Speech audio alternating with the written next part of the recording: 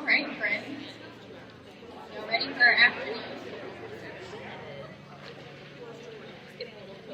All right. So we spent the morning, if we're kind of looking at the picture image of building.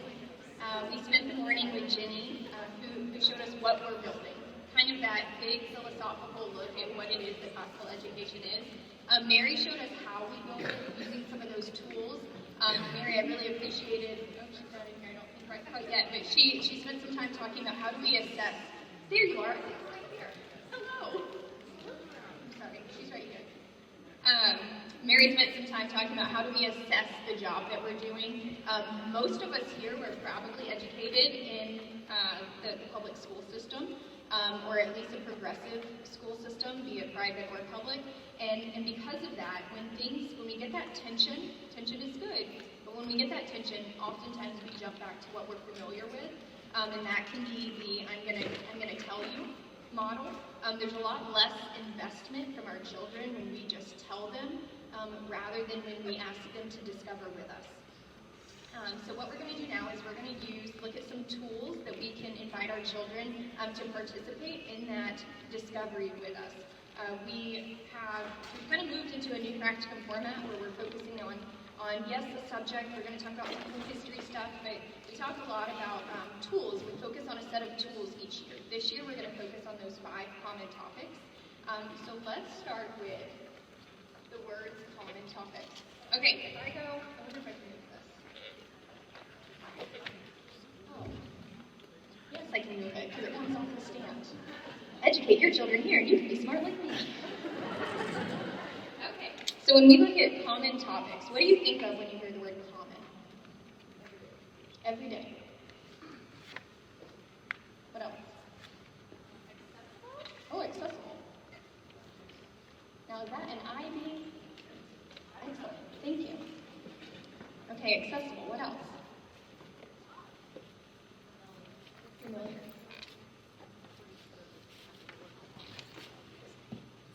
Good, okay, what about topics?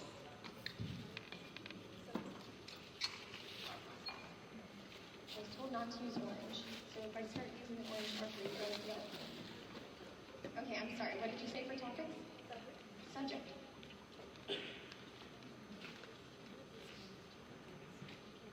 Ideas. Places. I love that. So if we think of the word topos, if we think of common topics as familiar places, the beauty of using these tools is regardless of what content we're using, regardless of what book we have out or what subject we're working through at the moment, these are familiar places that we can go to in any conversation in our brain and pull out information. Our kids know a lot. They really do, and I think sometimes we undermine what the Lord has enabled them to do by simply telling them, and by not asking questions, and by not allowing them to realize how much they do know, and to take ownership and excitement of that. So the 5 common topics, we have definition, comparison, relationship, circumstance, and testimony. We're going to talk a little bit about each one of those. So what do you guys know about definition? Definition. Oh, good. Alexa, cool. C-A. Thank you. So, have you guys ever heard of whiteboard brain? When you get up here, you can't spell anything, and especially with these bright lights, it's like illuminating my inability to spell, but it's fine. We're going to do this together. I'm a lead learner. So we have lexical definitions that actually open up the dictionary, and you're able to define a term that way. What else?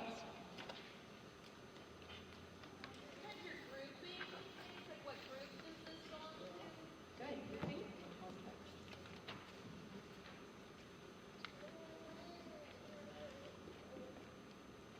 What else? Definition. There's no right or wrong answers here. That's the best part. Oh, identity.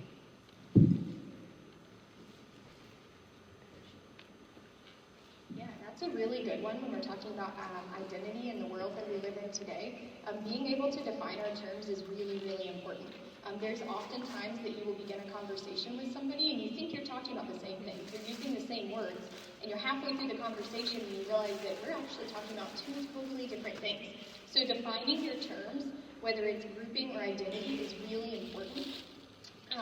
I got a really fun text one day from my friend Jan, and she's like, oh, Rachel, Aristotle is the inventor of the SVLPN and the SVLPA sentence structure.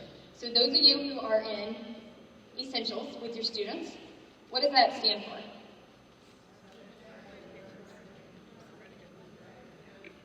Like we are redeeming our education. That's right. So we have subject, verb linking, and then either a predicate adjective or a predicate nominative. So here, these words are going back and they're describing that subject. So if we think about categories, is what Aristotle would call them, where in definition we're categorizing things. So we could come up with a cotton ball. Does anybody remember that from the Poodlewog videos? And we could say everything we know that a cotton ball is. We're defining our terms there, and it really allows your brain to take inventory of what you already know. Okay, good. What about comparison? What do you think of when you hear the word comparison? Oh, good. Similarities, differences? Okay. Can two things be similar but not totally the same? So what word do you think you might consider when you're thinking about that relationship? We could even talk about degree here. So something might be more hot than something else or more cold to something else. Our little people are comparing, we all compare all the time, but our little people are comparing very often. You know, they may touch an ice cube and say, oh, that's more cold than say the countertop that it was sitting on. Comparison happens very, very regularly. Let's see. So I really like in the question, Lee Wharton says that when we go through life, what we are constantly doing is we're incorporating new experiences into the old paradigm. So if you think about that, we all come to the table with a worldview. When we experience life, we're comparing that to the worldview that we already have, and that's how we gain further understanding. And that's why, guys, it's so important that we spend time.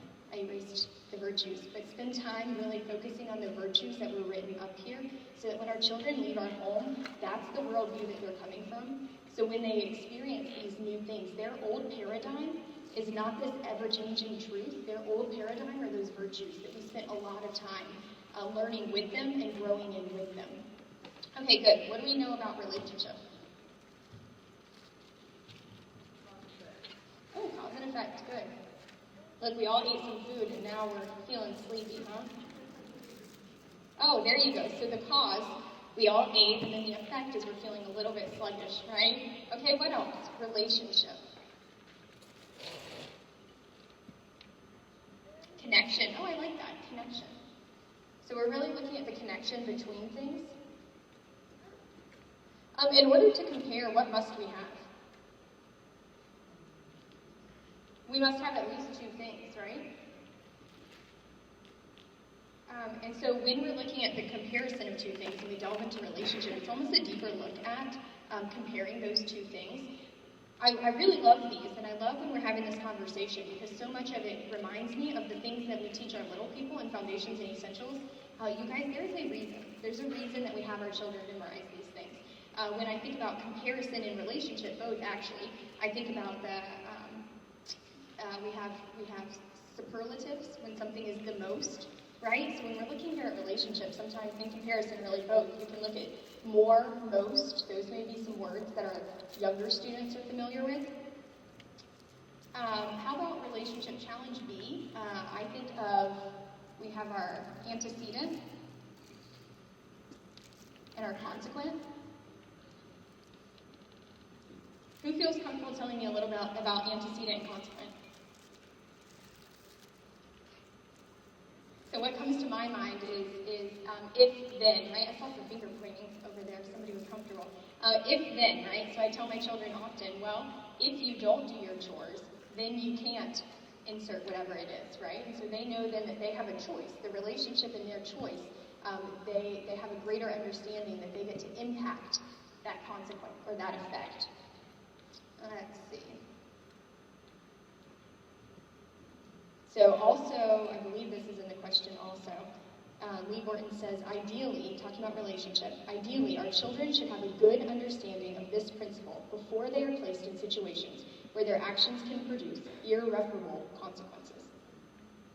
So understanding that our choices have consequences is a really beautiful thing. That's a really difficult thing to teach. Sometimes I think when we are telling our children that, it can sound like the Charlie Brown teacher, a bit wah, wah, wah.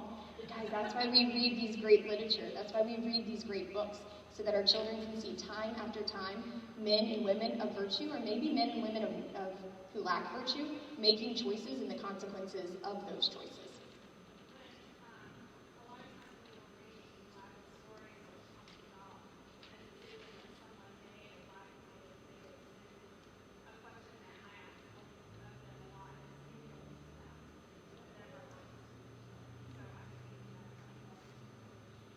Yeah, that's great.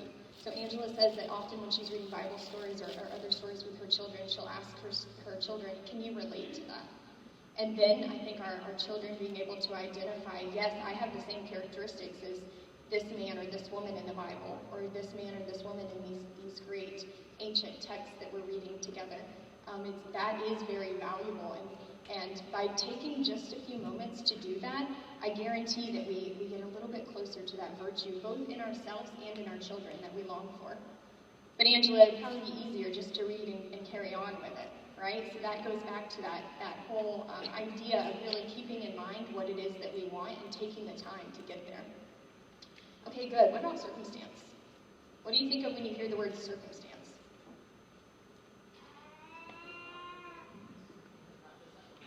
Oh, good. Let's see. So, circumstance. What else is going around or going on, right? What else when you think of circumstance? Pardon? Condition? Condition. Good. Tell me more about that.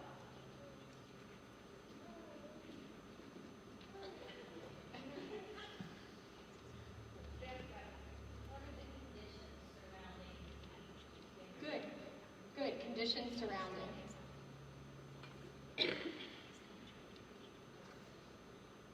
Sometimes my brain is a little slow after lunch, so thanks for working with me on that. What else? What do you think of when you hear circumstance? Oh, factors. Good. Context. Excellent. Okay, so sometimes it may be, for circumstance, we may be looking at possibilities. We may be looking at certainties. So here, I feel most familiar often with circumstance when I'm thinking about, okay, we're reading a book, and what other circumstances are happening in this book? Or what circumstances were happening in the author's life when they wrote this book that impacted? Often I forget that circumstance also, we have circumstances in math problems. We have circumstances when we sit down and we're investigating science with our children, right? So we have some things, possibilities that could happen. We have certainties that we know, if I drop this marker, I know the circumstance of the world that I live in, because the nature that the Lord created, this marker will fall. That fits into this category also. Earlier, Mary was talking about obstacles sometimes that get in the way of us actually educating in this classical way that we all desire. Sometimes those obstacles are circumstances.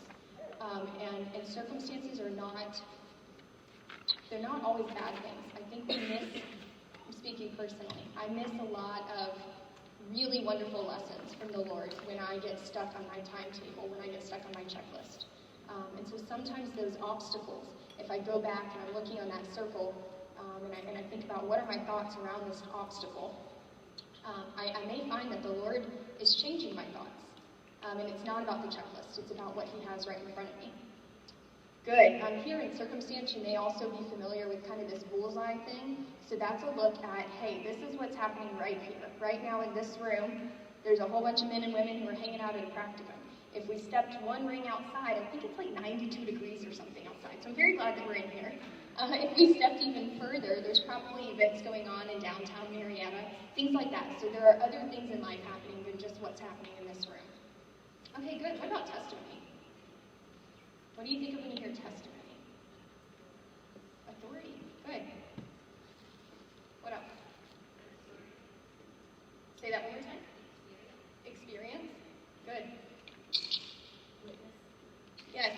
Witness. And so somebody who has an experience could be a witness, right? Even if they're not necessarily an expert that the authority may be at.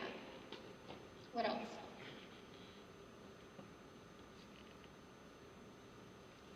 What if we throw in here statistics? So as much as I would love to sit down at a math problem and come up with my very own laws, I really wouldn't. I'm very grateful that we have a God who created laws, who created order, right? And so sometimes those statistics and those laws may play a part. History. Good. Yes, and so sometimes that history, we could even look at it, there's the word maxims. So maxims is kind of this idea of like, what does everybody know, what's common knowledge? And a lot of times history or society, what's happening right now, will create these maxims. So if we step outside of this room, common knowledge in society may be very different. And so it's really important when we look at testimony that we're considering, is this credible or is this not? Particularly when it comes to right here, these maxims, because they're ever changing. And that's what we see in the world. Good, okay, so that's a look at the 5 common topics. So what does that look like practically? One bit of feedback that we get from Practicum every year is make it more practical. When I go home, what does this look like? I wish that I could tell you, this is what it's going to look like. But guys, it's going to look different every single day. It's much like parenting. I have yet to read a parenting book and get to the end of it. Great, I got this. I am the perfect parent now. So what we can't do here at Practicum is tell you this is what classical education is going to look like in your home. What we can do is we can spend some time talking about these 5 common topics. So definition. From a very, very early age, our children say, what's that? They want to know what everything is. So what does it look like when you're with your small student, and maybe you read a picture book and you're asking, oh my goodness, it says leaf. What is a leaf? What do leaves do? Oh, when do leaves fall down? And you see it's one question after another. I was just sharing with the ladies at my table that my 14-year-old, in a bit of rebellion, told me not too long ago, he said, Mom, you don't even teach me. You just ask me questions. And I thought, well, job well done, Mom. Thank you for saying that. Right? And what he doesn't realize in his sweet young little mind is that by asking those questions, by inviting them to the banquet to sit with us, they take ownership of that. And there's something special about that. I was listening to a podcast recently, and it was a dean of a liberal college, and he was saying that they don't call their professors. He said, who wants to sit and listen to somebody profess? Not me. I don't want to listen to somebody profess everything that they know. They're tutors. They're tutors because we want to invite the students into conversation. And guys, that's my prayer for each of us in the classroom here at CC, but also at home, that we're inviting them to the table. And it's going to be messy. It's going to be a lot messier than public school, I think, where you sit down and you have 60 minutes of this subject and you move on to the next. Because our children are not cookie cutters. They're image bearers. And our goal here is to cultivate wisdom and to cultivate virtue by nourishing souls. And that can't be done by opening a textbook. The only way that can be done is by having conversation around that textbook, by asking good questions and having our children really wrestle through truth and falling on the authority of Christ. So what I'd like I'm going to read something to us first. So the question, this is one of those things that you can win. Oh, Nicole did text me. She said that you actually can't post on the page right now, but she said comment on things and she'll count it. So you can't post your own post on the Northwest Georgia Facebook page, but you can comment.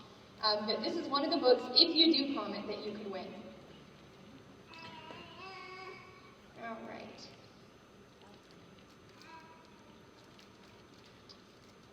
So we talk here about a lot of different questions that we can ask to get to these things. What caused that to happen? What else is going on in the author's life? What circumstances during World War II might have led this person to make that decision? What was the effect of that decision? Can you relate to that? These series of questions really allow our children to delve deeper into subjects. And then Lee Wharton says, so, where are we left at the end of all the questions? In The Lost Tools of Learning, Dorothy Sayers said, towards the close of this stage, the pupils will probably be beginning to discover for themselves that their knowledge and experience are insufficient. and that their trained intelligence need a great deal more material to chew upon. You might be cheering at the idea that your child will be humbled suddenly by how little he knows. No more arguments, no more crowing, no more challenging your authority. Well, maybe not entirely. Another probable consequence of the dialectic is that you will realize how little you know. But that's not the end of the story for either you or your children. Sayers goes on to say this: the imagination, usually dormant during the pert age, will reawaken and prompt them to suspect the limitations of logic and reason. This means they are passing into the poetic age, and they are ready to embark on the study of rhetoric.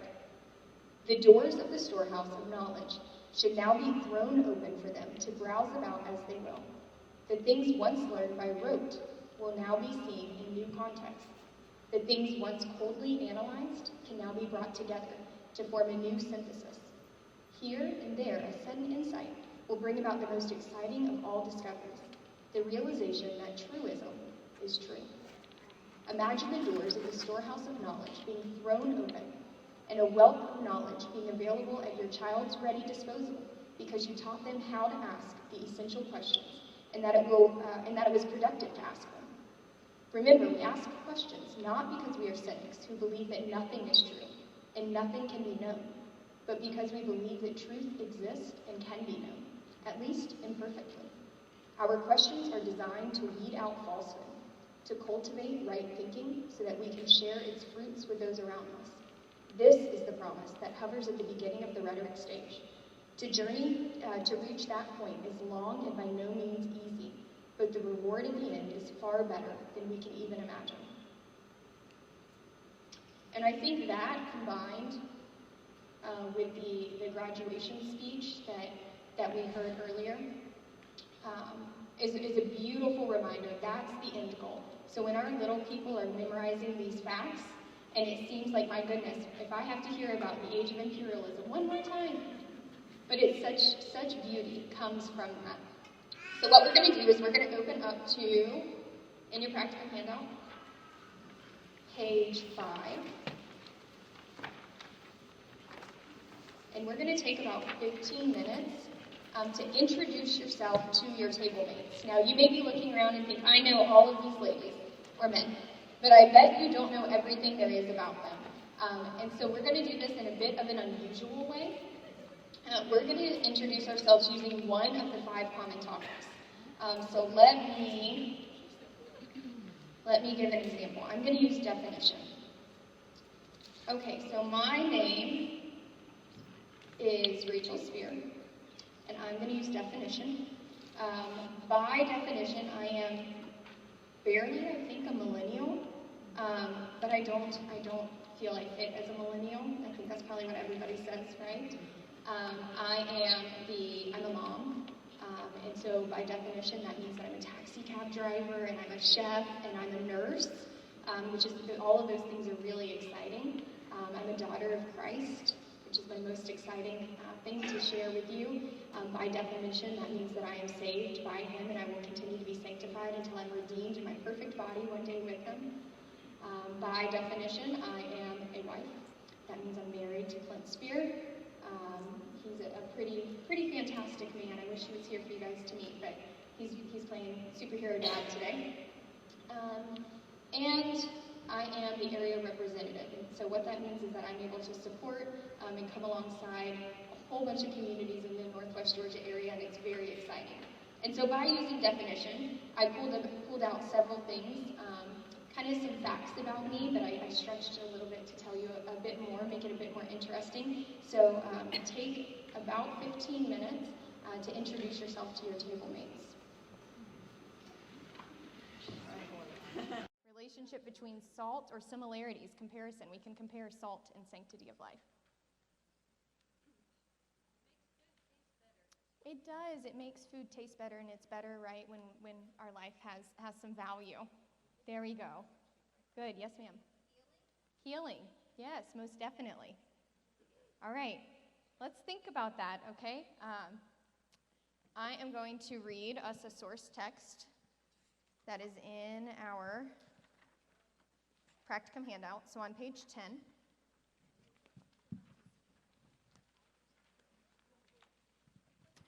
During March and April of 1930, Mohandas Gandhi led a 240-mile protest march from northern India to the Indian coastal town of Dandi, protesting Britain's monopoly and high taxes on the staple commodity of salt.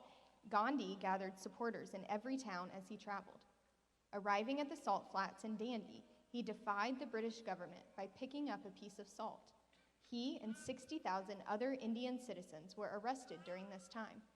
Newspapers around the world followed the Dandi Salt March and other protests. An outcry against the British government prompted the release of Gandhi the following January. In 1930, Dandi Salt March is the key turning point in India gaining its independence from British rule. In 1947, India finally gained independence from Britain. Testimony: Gandhi's letter before the Salt March to British Viceroy Lord Irwin, March 2nd, 1930. If my letter makes no appeal to your heart, on the 11th day of this month, I shall proceed with such co-workers of the ashram as I can take to disregard the provisions of the salt laws. I regard this tax to be the most iniquitous of all from the poor man's standpoint. As the independence movement is essentially for the poorest in the land, the beginning will be made with this evil. All right, so what we did was we had several students in our Northwest Georgia area read this source text. And using the 5 common topics here and using the skills that they've gained in the different programs, they showed us some good stuff. They made a lot of really cool connections between this source text and the program that we offer. Sometimes when our little people are singing these history songs or they're repeating these science facts, it can kind of seem like, why are we doing this? Is memory really this important? Am I doing enough? And what we would love to show you today as kind of a jumping point from this right here is we'd like to show you the progression from our little students who are doing some memory work on up to Challenge 4. And our prayer is that you leave and you know that, yes, you're doing enough. All right, Miss Janice, can we see that Practicum version 4 video?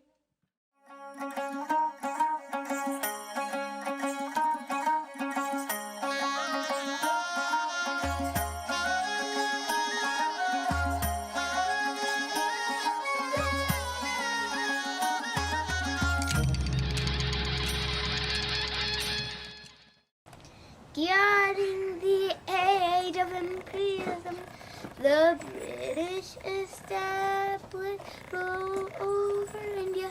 In 1850, Queen Victoria was declared the Empress of India in 1877. Before his assassination in 1948, Mohandas Gandhi led the passive resistance movement which helped win India's independence.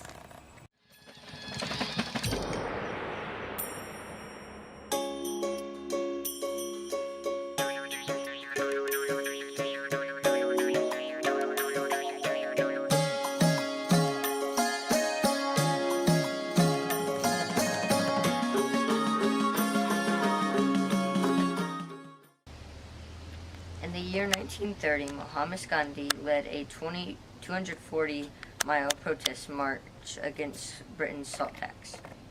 Mohandas Gandhi gathered supporters from every town he went to. The protest march arrived at the salt flats of Dandi, and Mohandas Gandhi and 60,000 other Indian citizens were arrested. Mohandas Gandhi was released the following January. The Dandi Salt March was a key turning point in India's independence.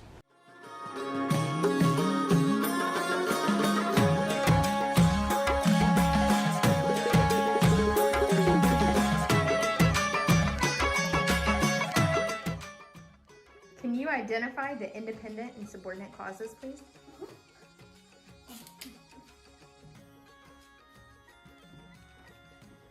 Where's the preposition? What question is it answering? When? When, which makes it What? right, because it's adverbial. Good.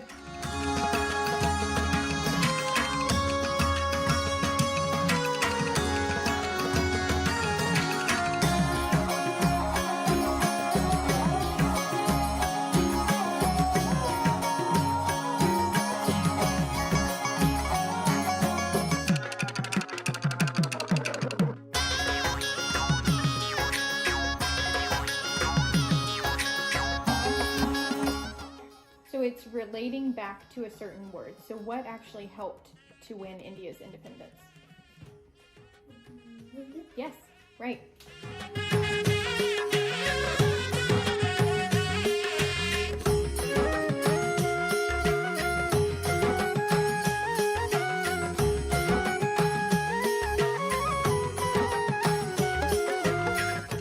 Excellent. Okay, now the only thing is that in that giant direct object, it's almost like we have a direct object within the direct object.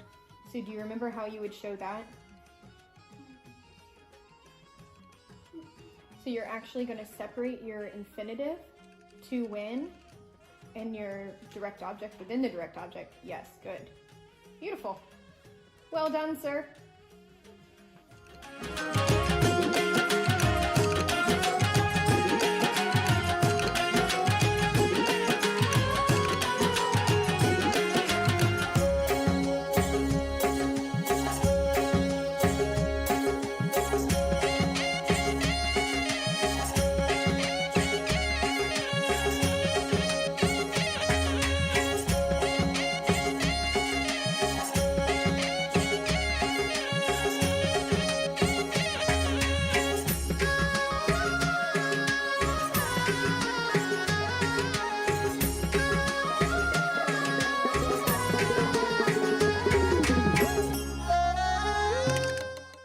Compounds are produced when atoms gain, donate, or share electrons in an attempt to have 8 electrons in their outer orbital.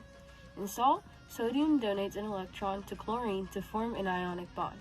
I modeled this bond by using the Lewis structure developed by a gentleman named Gilbert Newton Lewis in the early 1900s to show valence electrons.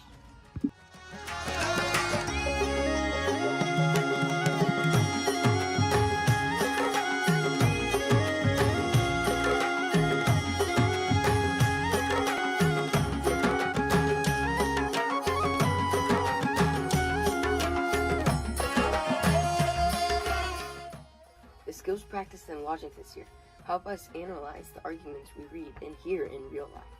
After breaking down Gandhi's quote, we can see that he was telling the British official that if the unjust salt laws didn't change, they would march in a peaceful protest. After finding the propositions, I tested the validity of what Gandhi said using the shorter truth table method. It proved indeed to be valid.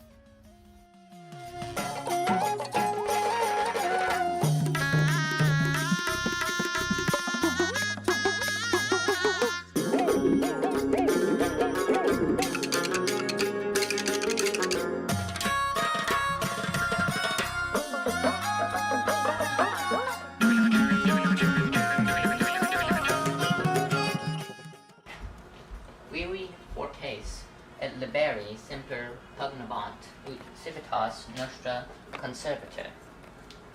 That is a Latin sentence, but in English it would be, brave and free men will always fight that our state might be preserved. On the other hand, I must be honest enough to say that I do feel that there are two types of laws. One is a just law and one is an unjust law. I think we all have moral obligations to obey just laws. On the other hand, I think we have moral obligations to disobey unjust laws because non-cooperation with evil is as much a moral obligation as is cooperation with good. I think the distinction here is that when one breaks a law that conscience tells him is unjust, he must do it openly, he must do it cheerfully, he must do it lovingly, he must do it civilly, not uncivilly, and he must do it with a willingness to accept the penalty. And any man who breaks a law that conscience tells him is unjust and willingly accepts the penalty by staying in jail in order to arouse the conscience of the community on the injustice of the law is at that moment expressing the very highest respect for law.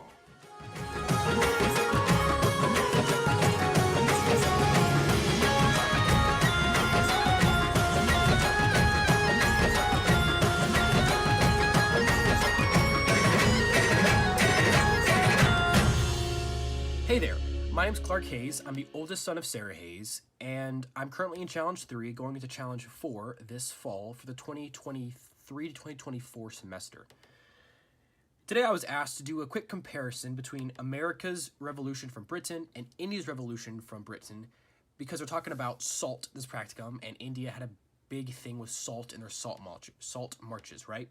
When you summarize something, you can take something that's very lengthy and something that's very small and make them of equal value. But the biggest importance of summarizing is to take something and put it into your own words. So first, I summarized here what happened in America's Revolution, right? We had some taxation and ridiculous laws. If you remember back to Foundations, there's that history sentence about Rome, right? You have taxation, taxes, slavery, unemployment, and diseases all contributed to the fall of Rome, right? So here we have two of those four. Because although ridiculous laws isn't slavery, the kind of laws Britain was enforcing on the colonies was darn near close to slavery.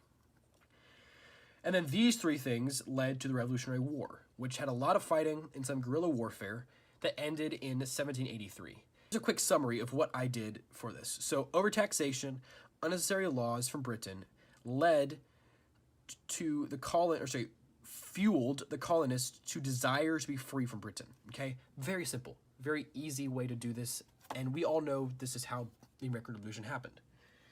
In contrast, here is a quick summary of India's revolution. So just like America, we had overtaxation and ridiculous laws, not only on tea, but also on salt. They had a bit of a rebellion in 1857, and then in 1900, they had a spur of Indian nationalism that culminated in the civil disobedience from Gandhi that finally freed them in 1947. So again, just a quick summary here.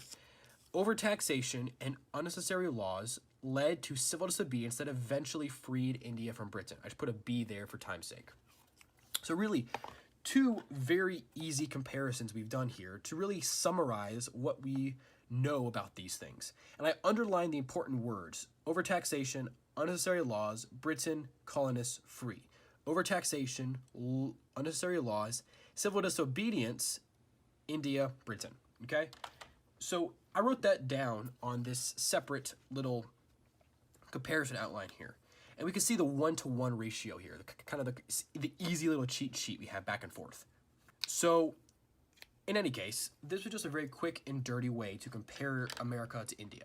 We can see how as soon as I got my simplification here, as soon as I got my summarization, it was like that. We had everything we needed to know about either side. We can then pinpoint and mark down. And really, that's the point of summarization. That's why it's so good for comparison. Anyways, thank you for your time, and I hope you guys have a great rest of your practicum.